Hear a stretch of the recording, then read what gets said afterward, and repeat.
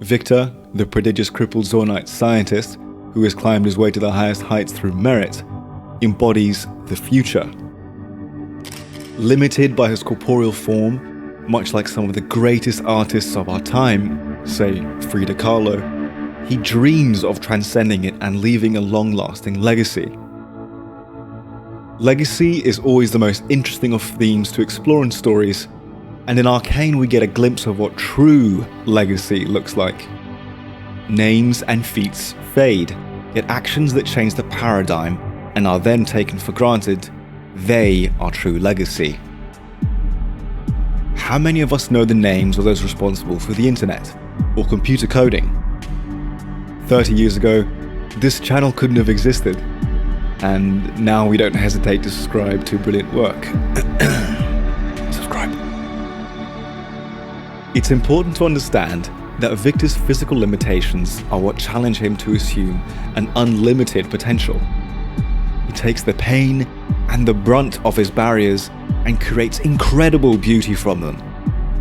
It drives him, and the more his time is cut short and his mortality is made apparent, Viktor establishes himself as a truly great man by interacting with it as an obstacle to his purpose and not a paralyzing, terrifying event to come. The bright star burns quickest, yet refuses to go dark. The past carries the knowledge of the cost of ambition. The future seeks to deliver it, come what may. Despite getting considerably less screen time than the other clear-cut protagonists, Viktor clearly is one. We get to experience the full spectrum of his experience of the story when it shifts its focus his way, and he quickly and deservedly becomes more than just Heimerdinger's assistant or Jace's partner. In Viktor's case, we find ourselves with quite a complex and well-developed character whose complexity only cements itself further the more we glimpse into his voice. Now, we've spoken about voice before.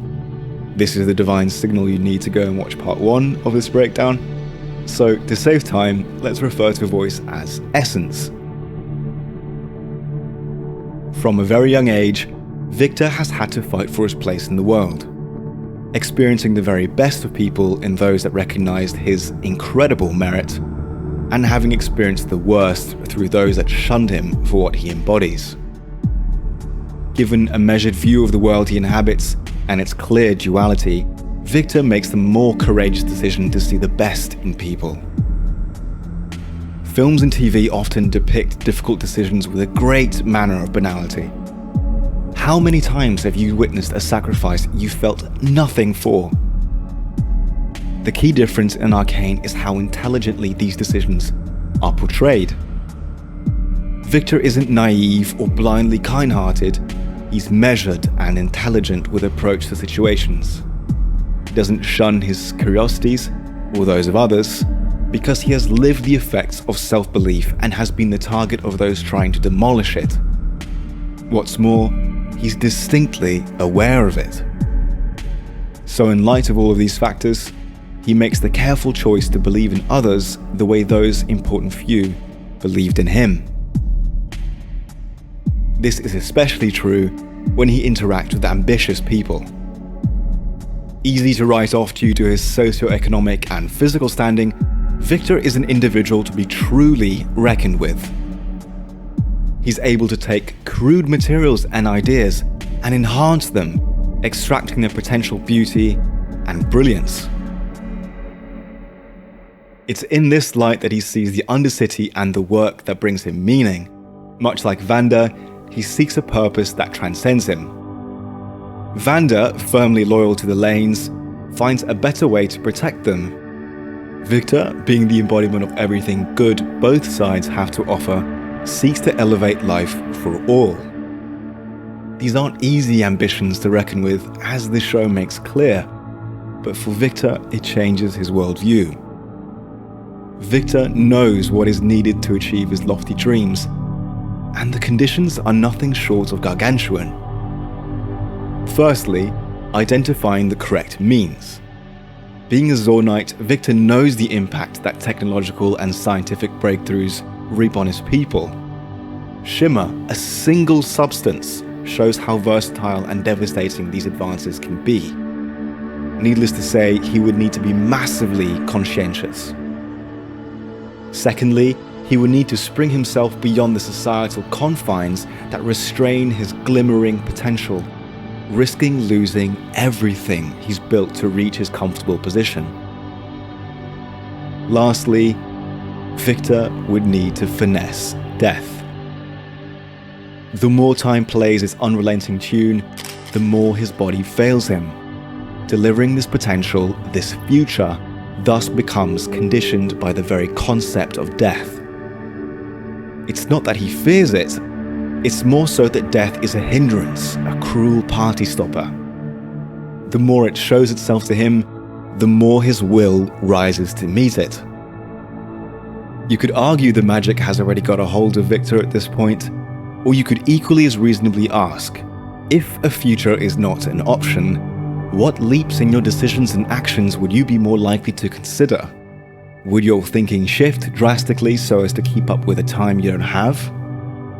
The Hex Core, if used in tandem with Shimmer on a vessel capable of adaptation, could ultimately provide the breakthrough he would need.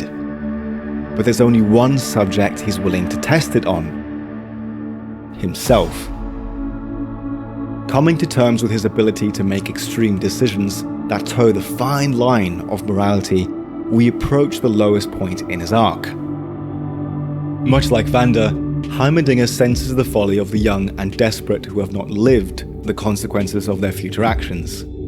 He's shocked to be before a Viktor whom so poorly resembles the beacon of faith and goodwill he tutored, confirming to us that he truly has changed. Note how I have said confirming and not announcing. This is what happens when you build an arc we experience, rather than informing us that an arc has taken place. Visiting Singed as a boy, he had leaned into his nature and offered to aid him in his pursuit of unconventional progress, yet was horrified at discovering the cost of the very same. As an adult on the cusp of having his legacy stolen from him, Viktor has come to understand that he's willing to pay the price. But it is he alone who will pay it. Now kindred spirits, Viktor trusts his first friend with his sensitive research, understanding what must be done. It's important to point out here that this is the first person other than Jace that we see Viktor trust so wholeheartedly to understand his vision. Upon returning from the Undercity, however, Viktor encounters a Jace who has also been exploring the concept of legacy. This journey, however, has been tainted by politics, personal agendas, and a total lack of understanding of the true impact of his actions, although not for long. Witnessing his partner's blatant ignorance, Viktor steps out the farthest from his initial self in the story and lies to Jace. This lie is Viktor's lowest point, not when he succumbs to the temptation of the Arcane. It also happens to be the marker that initiates his climactic sequence. The stakes are higher than ever before. Forget dying, Viktor risks losing sight of himself and his nobility. Trying to conquer his mortal shell, as he always has, Viktor takes the leap and learns of the pain he must exchange for his purpose. To feel tempted, we must first establish the prize to await. Knowing the price, and now the reward, Viktor must battle with greed, all whilst ignorant of the momentum he's building. Asked to build weapons that would help defend Piltover, Viktor still has the clarity to understand that it's the wrong path forward. Convinced more than ever that he needs to accomplish his purpose, Viktor takes another mortality-fueled leap and straps himself in for the biggest gamble of all. But as with Vander, it's the ones who love us that pay the price of our folly. Unharmed, augmented even, Viktor holds in his hands the very consequences of his greed. So we come to his redemption. Aware of the hold magic has over him, he is unable to destroy the hex core.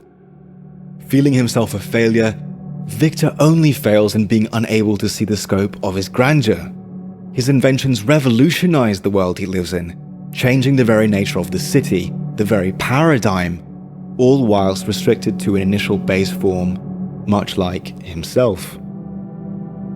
You see, Viktor's sacrifice is not one of his own legacy for the sake and safety of others.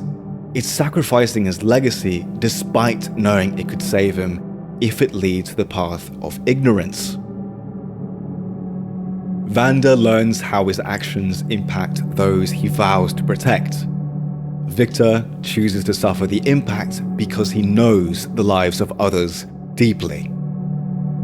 He's lived the full spectrum of Piltover, and the path of salvation is one that pushes him away from his understanding and his concern for consequence. His assistant dies, saving him, yet he could easily continue his work. So what's stopping him? Hopefully now you'll understand the title of our video.